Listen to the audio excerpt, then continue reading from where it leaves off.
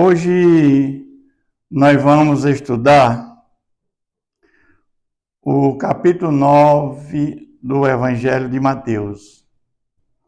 No capítulo anterior, capítulo 8, Jesus curou 2 endemoniados gadarenos da cidade de Gadara. E aqueles espíritos foram entrar naqueles porcos, que era a renda daquela cidade. Então Jesus foi expulso, expulsaram Jesus, pediram para Jesus sair, se retirasse daquelas terras, porque deram mais valor ao dinheiro do que a Jesus. Mas aí Jesus, ele entra no barco, saindo daquela cidade, ele entra no barco, e passou para o outro lado e foi para a sua própria cidade.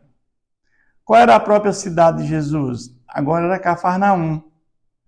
Jesus nasceu em Belém, passou sua infância e adolescência em Nazaré, e quando ele chega aos 30 anos, para se cumprir o que o profeta Isaías tinha profetizado, Jesus vai morar em Cafarnaum. Então Jesus volta para a sua cidade agora, que é Cafarnaum. E eis que ele trouxeram um paralítico deitado num leito. Vendo-lhes a fé, Jesus disse ao paralítico: tem bom ânimo, filho, estão perdoados os teus pecados. Mas o fato é que alguns escribas diziam consigo: ele blasfema. Por que eles falaram aquilo de Jesus?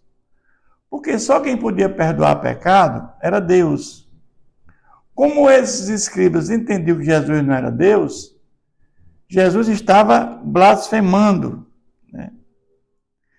E Jesus, porém, conhecendo os pensamentos, disse: eles não falaram nada alto, nem murmuraram. Mas Jesus conhece os nossos pensamentos antes mesmo que ele chegue à nossa mente. E Jesus, conhecendo os pensamentos, disse: por que cogitais o mal no vosso coração? Pois qual é o mais fácil? Dizer: estão perdoados os teus pecados? Ou dizer: levanta-te e anda? Qual era o mais fácil ali? Era dizer: levanta-te e anda? Porque perdoar pecados era difícil. Perdoar pecados, só Deus podia fazer isso, mais ninguém.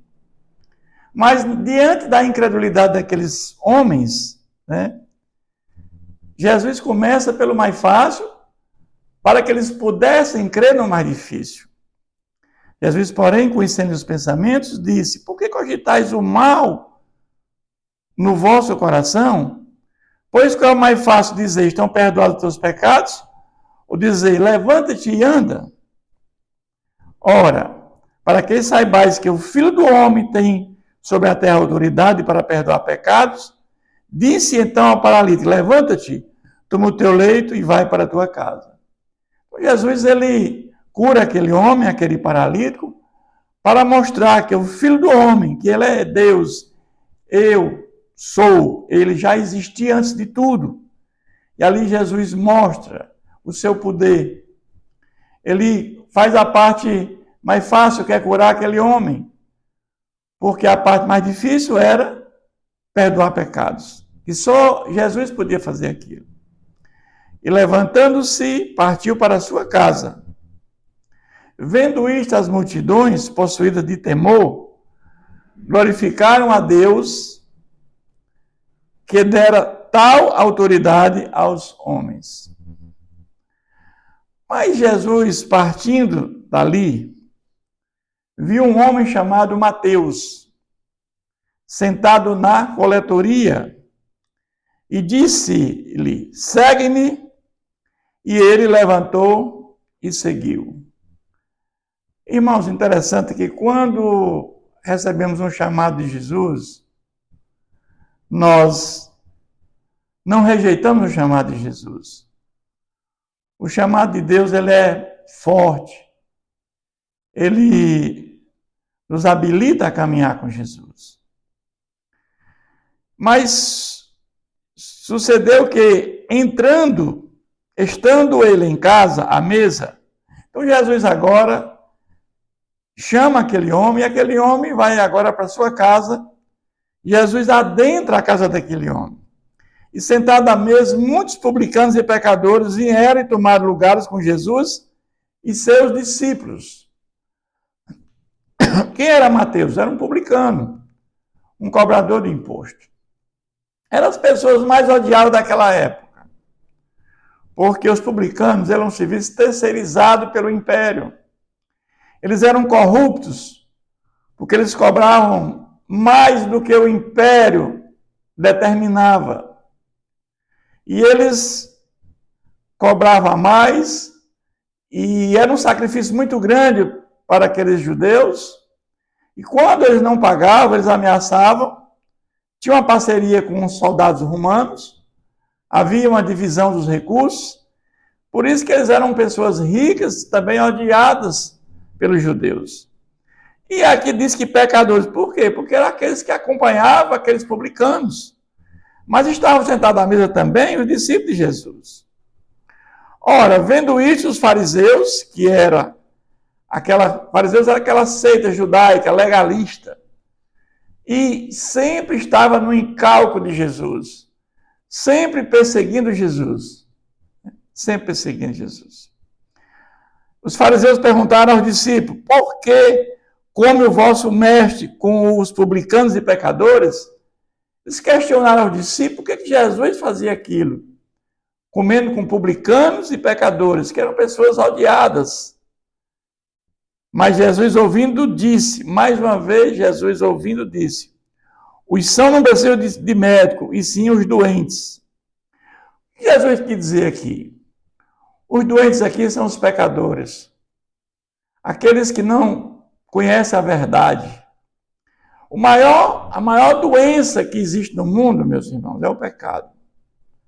E se você morrer colocando a sua fé em Jesus, de uma doença terminal, de uma doença degenerativa, você sabe que a sua alma vai estar em gozo no paraíso. Mas você pode morrer sarado, homem sã, sem nenhuma doença, uma morte súbita, e você, imediatamente você morre sem Cristo, você vai para o lugar de sofrimento eterno. Então Jesus veio para os doentes, para aqueles que precisam ser curados. A cura espiritual. Nós sabemos que todos nós nascemos pecadores. Pecado herdado. E nós temos uma morte espiritual. E nós precisamos que essa morte espiritual, ser vivificada essa morte espiritual. Jesus veio para isso.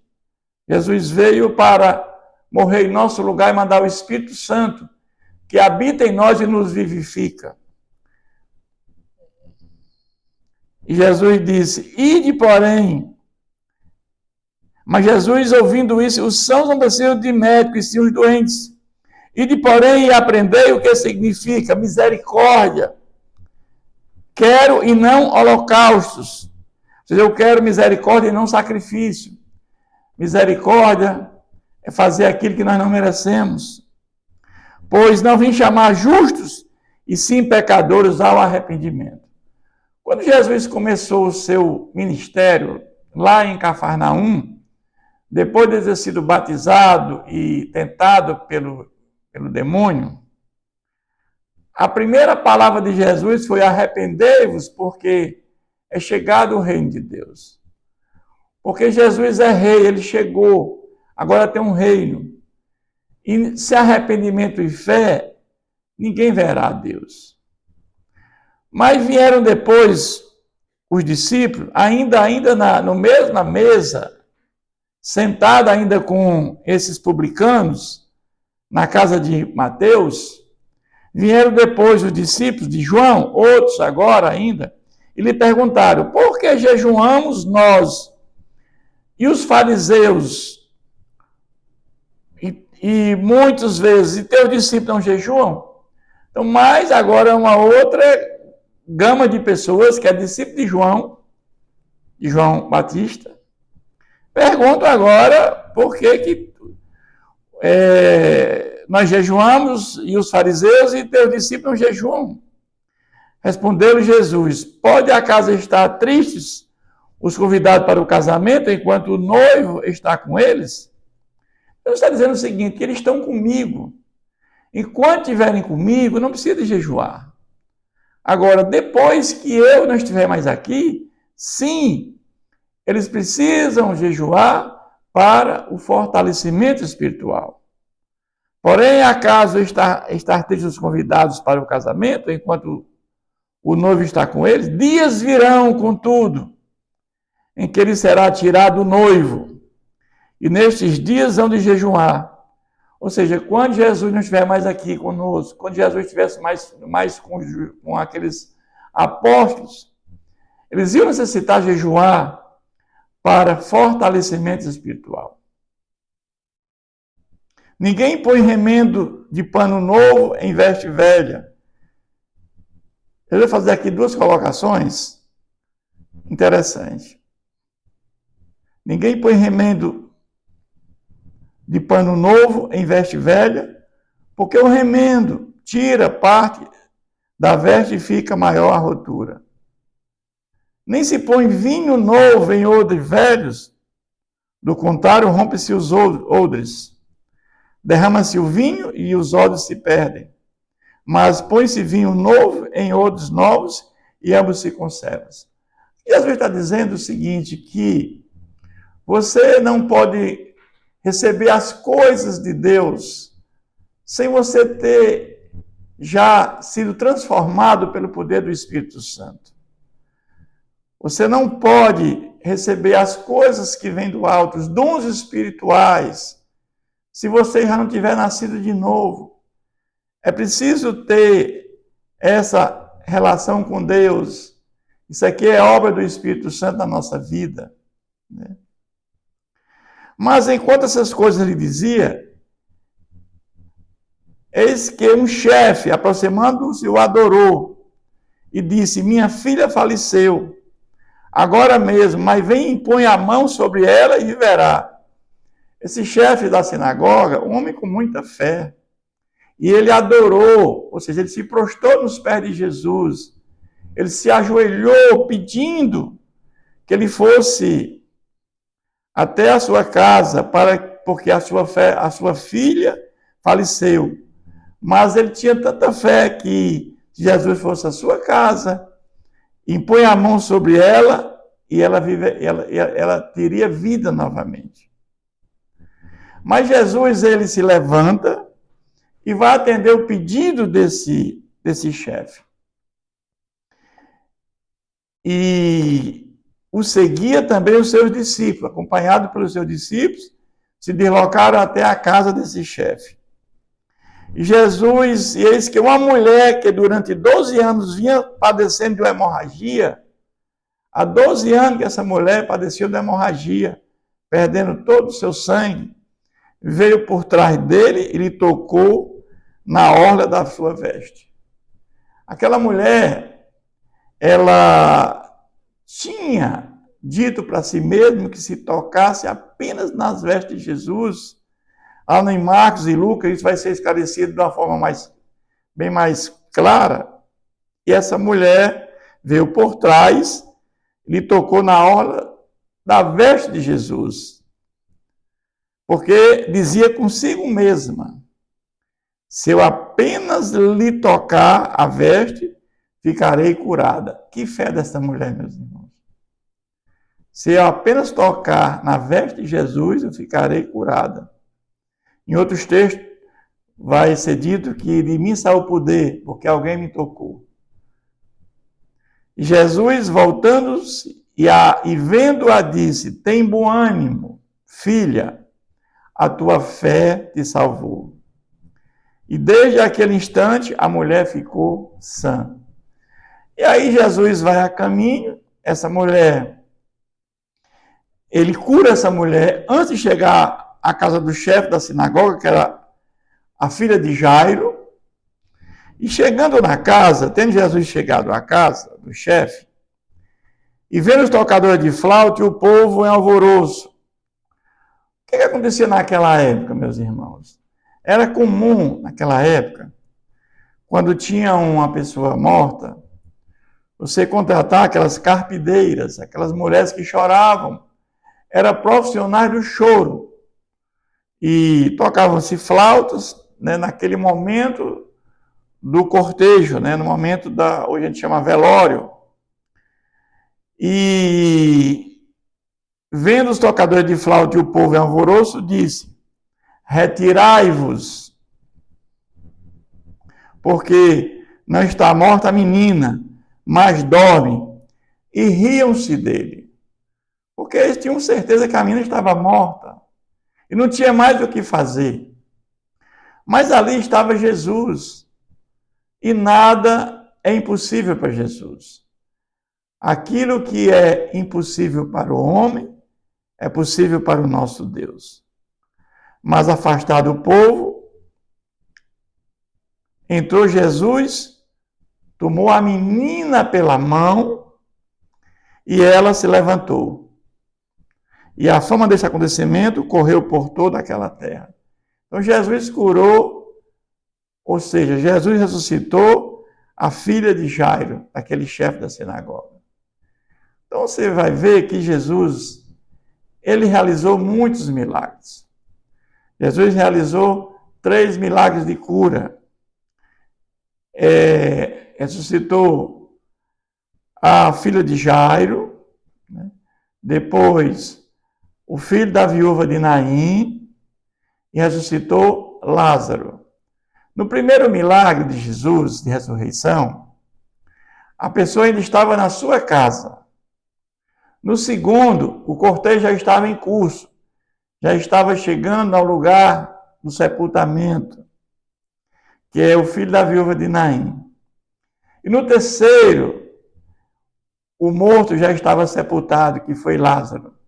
Interessante que nós temos 3 etapas: na casa, no cortejo, chegando no local do enterro, e o outro já estava enterrado. São 3 situações dos 3 milagres de ressurreição de Jesus. Mas Jesus, quando cura, ressuscita essa filha de Jairo, ele parte dali e seguiram 2 cegos clamando: tem compaixão de nós, filho de Davi. Por que filho de Davi? Fala-se que o Messias viria da linhagem de Davi. E filho de Davi é um chamado messiânico, como ali fosse o Messias. Mas diz que tem compaixão de nós, filho de Davi. E esses cegos seguiam Jesus. Tendo ele entrado em casa, isso quer dizer que esses cegos saíram acompanhando Jesus até Jesus chegar em casa, que Jesus morava em Cafarnaum. E o texto diz que eles acompanharam Jesus até em casa. Aproximaram-se os cegos. E Jesus lhe perguntou: credes que eu posso fazer isso? Ou seja, vocês creem que eu posso curar vocês da cegueira de vocês? Responderam-lhe: sim, Senhor. Então ele tocou os olhos, dizendo: façamos conforme a vossa fé. Conforme a vossa fé. Se nós tivermos essa consciência, meus irmãos, que nós cremos que Jesus pode nos curar de qualquer doença, de qualquer depressão, doença degenerativa, sim, se nós cremos, ele pode nos curar, sim. Então ele tocou os olhos, dizendo: faça-vos conforme a vossa fé. Então a nossa fé é que vai dizer, né, o que Jesus faz por nós. E abriram-lhe os olhos. Jesus, porém, os advertiu severamente, dizendo: acautelai-vos de que ninguém o saiba. Por que Jesus falava sempre: acautelai-vos para que ninguém o saiba? Por quê? Jesus sabia que os fariseus, sempre onde Jesus estava, os fariseus perseguiam Jesus. Essa seita dos fariseus, que era uma seita legalista, e como Jesus, ele entendia que a lei não salvava ninguém, Jesus entende que a salvação não se dá pela lei, a lei apenas servia de tutor diário para chegar até a ele, ao Salvador da humanidade. Jesus, ele não queria ser morto antes do tempo, né? Porque corria o risco, né, de ter um confronto com esses homens. Mas o fato é que Jesus foi para a cruz no momento certo, na hora que ele quis, voluntariamente ele foi à cruz. E ele diz, saindo eles, porém, divulgaram-lhe a fama por toda aquela terra. Não tinha jeito, né, meus irmãos? Porque 2 cegos começam a ver, são curados. A alegria é muito grande. E eles saem falando sobre Jesus, que Jesus os curou. Mas Jesus agora, ao se retirarem, ao retirarem-se eles, lhe foi trazido um mudo endemoniado. Esse mudo endemoniado. E quando Jesus expeliu o demônio, falou o mudo e as multidões se admiravam. Nós vamos ver aqui que esse espírito maligno fazia com que esse homem ficasse mudo. Olha só como é que as coisas acontecem, irmãos. Era esse espírito maligno que fazia com que esse homem não falasse. E expelido o demônio, falou mudo, e as multidões se admiravam, dizendo, jamais se viu tal coisa em Israel. Mas os fariseus murmuravam pelo maioral dos demônios e que ele expele os demônios. Então nós vamos ver aqui que aqui é o primeiro ponto de blasfemar contra o Espírito Santo. Jesus tinha 2 naturezas, humana e divina. Jesus estava aqui como natureza humana, mas habitava em Jesus o Espírito Santo. Então, todos os poderes de Jesus de cura era feita pelo Espírito Santo. Atribuir uma cura feita pelo Espírito Santo, atribuir ao demônio, isso é que é blasfemar contra o Espírito Santo. A blasfêmia contra o Espírito Santo consiste em atribuir uma obra do Espírito Santo a um demônio. Jesus ia por toda parte, fazendo bem, e percorria Jesus todas as cidades e povoados. Eles moravam em Cafarnaum, na região norte, né, da região de Israel, e ali tinha muitas aldeias, né, e sinagogas. E Jesus, o que ele fazia? Pregando o evangelho do reino, ensinando e pregando o evangelho do reino. Jesus ensinava, né, e pregava o evangelho do reino e curava. Jesus fazia 3 coisas, ensinava, pregava e curava, curando toda sorte de doenças e enfermidades. Doença ataca mais o físico, e a enfermidade é a parte espiritual.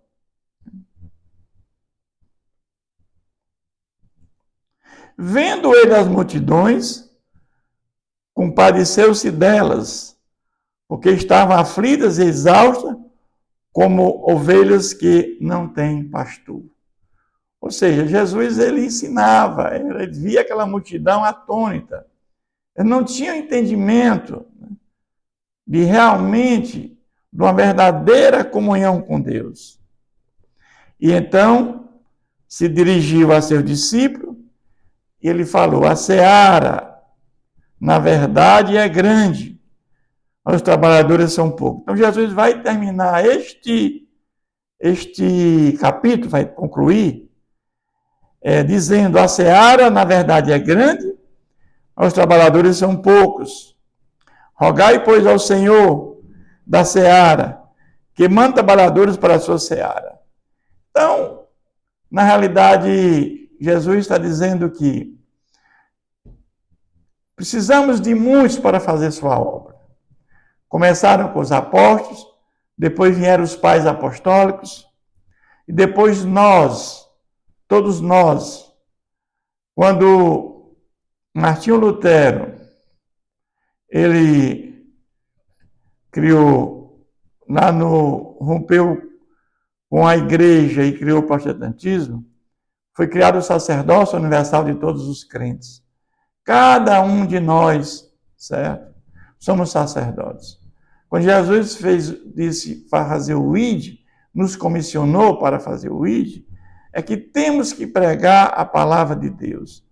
Nós temos milhões de pessoas na face da terra que precisam ouvir a palavra de Deus.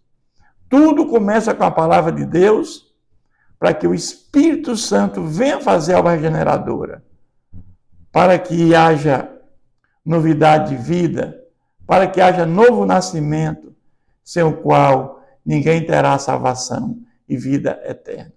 Então, este capítulo termina com essas considerações de Jesus. Que Deus continue nos abençoando.